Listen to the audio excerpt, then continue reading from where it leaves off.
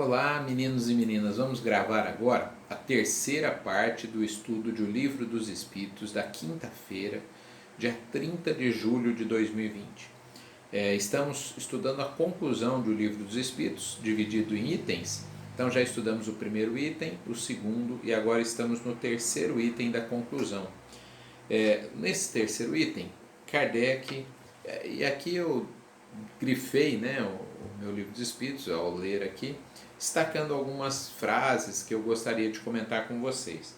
Então, logo no início, na segunda linha, Kardec coloca esse embate entre o materialismo e o espiritismo. Ele fala que um prega a incredulidade, o fim das coisas com a morte do corpo físico, enquanto o outro prega a fé no futuro e explica os porquês, comprova que a vida continua, comprova a existência de uma lei de justiça muito maior do que essa que nós humanos ainda somos capazes de fazer. Então, um mundo sem essa ideia de continuidade da vida, ele diz que vai gerar relaxamento dos laços de família, muitas desordens que vão minar a sociedade, que vão fazer com que a violência acabe sendo muito maior. Por quê? Porque se eu entender que quando eu morro acaba tudo, e é só eu fazer as coisas e não ser apanhado pela justiça terrena que eu vou estar bem. Quando eu tenho um senso moral, de que a vida continua e de que eu responderei pelos meus atos, mesmo que não for nessa vida, mas responderei na erraticidade, em vidas futuras, eu passo a ter freios que são muito importantes na hora de tomada de decisão. E ele pergunta, a fé no futuro, a fé de que as coisas continuem, que nós seremos após a morte quem nós somos, nem anjos, nem demônios, e de que teremos novas oportunidades, isso é um mal? Ele pergunta. E, claro, é óbvio que não, isso não é um mal. Ao contrário, o materialismo é uma sanção do egoísmo e o espiritismo oferece uma base de justiça, caridade e amor ao próximo.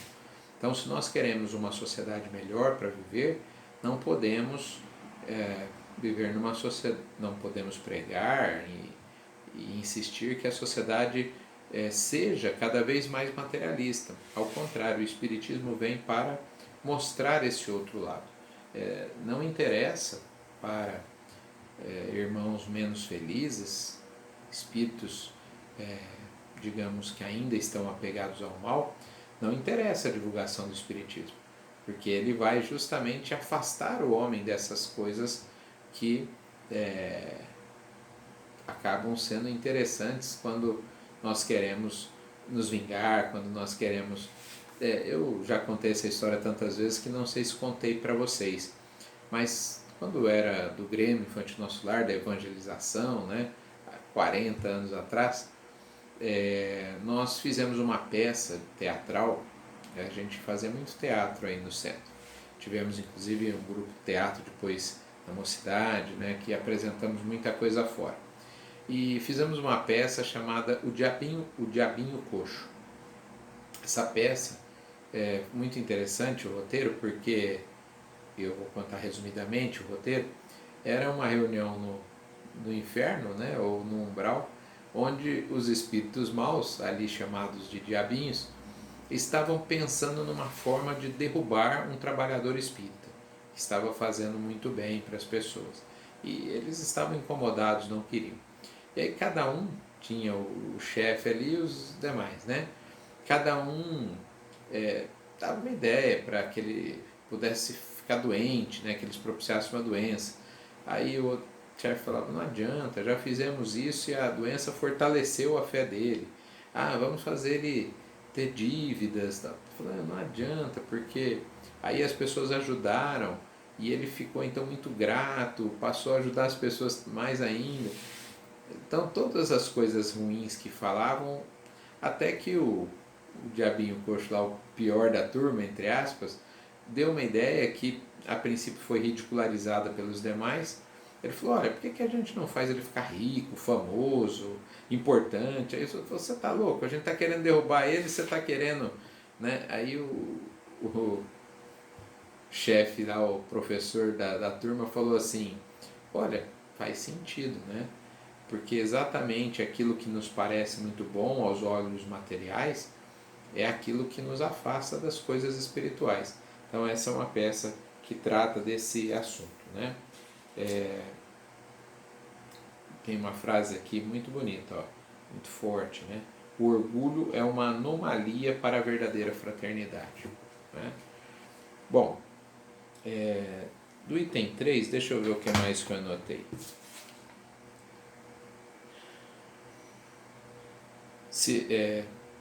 Eu anotei também, eu falei já com outras palavras isso, se não houvesse futuro, por que as pessoas iriam se privar, né? Colocar freios nas suas atitudes, se não houvesse uma vida depois da morte? As diferenças sociais geram inveja, é um raciocínio que o Kardec faz aqui. A inveja gera a violência, né? Então, se eu não tenho, eu vou tomar daquele que tem. Essa violência precisa ser contida pelas leis, mas as leis humanas não atingem a todos. Muitas vezes pessoas são capazes de cometer delitos e não serem apanhadas. Então, a única possibilidade de nós acreditarmos na justiça é uma justiça infalível, maior, não é essa justiça que não é tão cega quanto o símbolo, né, do direito costuma tentar demonstrar. A gente sabe que alguns têm mais direitos que os outros, mesmo estando lá na Constituição que todos temos os mesmos direitos. Isso é muito importante a gente ressaltar. Bom, o item 4 e último do nosso estudo de hoje, item 4 da conclusão, né? Começa dizendo que o progresso da humanidade tem como princípio a aplicação da lei de justiça, amor e caridade. E essa lei se funda sobre a certeza do futuro, não é? Então é a certeza da vida futura que faz com que a gente pense melhor, né, e haja com mais justiça, com mais caridade, com mais amor ao próximo aí. Dessa lei derivam todas as outras, porque ela encerra todas as condições da felicidade humana.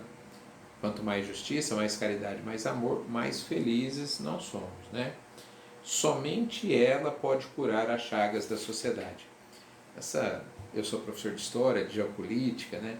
Nesse debate chato até que a sociedade às vezes tem feito nos últimos anos, polarizando a discussão política, eu me entristeço duplamente. Primeiro, como espírita, ao perceber que defendem ideias, vários lados aí, defendem ideias completamente antagônicas às ideias do Cristo, às ideias do Espiritismo. E quando me perguntam qual é o meu partido político, eu nunca fui filiado a nenhum e nem pretendo, pode ser que um dia eu mude de ideia, mas não pretendo, eu digo que eu sou cristão. Sendo cristão, claro, eu tenho posicionamentos políticos muito claros, que são os posicionamentos políticos do Cristo. Né? Estou do lado, é assim que eu penso, para me dizer cristão, daqueles que o Cristo estaria do lado se aqui estivesse. É assim que eu entendo que eu possa me designar cristão. Porque como ser cristão e fazer o oposto do que o Cristo iria fazer? Não é? É importante que a gente fique atento a isso. E me entristeço também, como professor de história, de geopolítica, ao ver que os debates são calcados na ignorância, não é? As pessoas debatem, eu cheguei a assistir debates assim entre pessoas que eu fico uma acusando a outra de ser comunista, a outra acusando de ser nazista, e eu uma hora tive que perguntar, né? Qual dos dois vai me explicar o que é comunismo, o que é nazismo, e nenhum dos dois sabia explicar, né?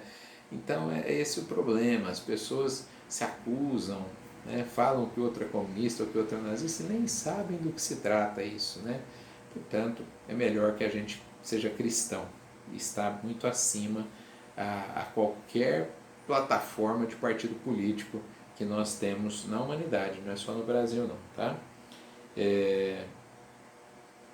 Aqui tem o finzinho da nossa aula, assim, Kardec fala que as coisas estão melhorando, tal, que a humanidade está melhorando. Aí o próprio Herculano Pires faz um comentário, falou assim, olha, alguns ao lerem isso pode questionar, falou, poxa, o Kardec falou isso no século XIX, mas depois teve as duas guerras mundiais no século XX, o risco, né, de uma guerra atômica no período da Guerra Fria.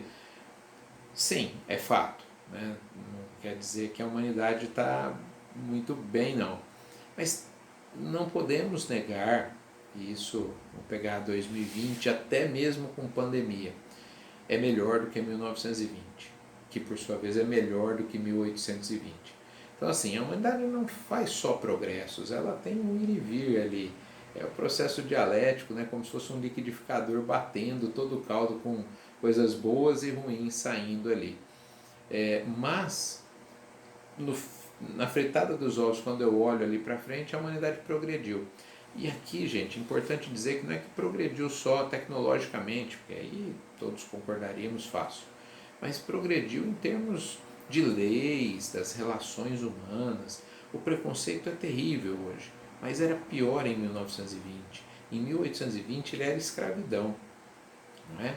Então, por pior que seja, ele é ainda melhor do que há 100 anos atrás. Eu tenho realmente certeza de que em 2120 vai ser, talvez ele tenha sido eliminado, tomara, ou será muito menor do que é hoje.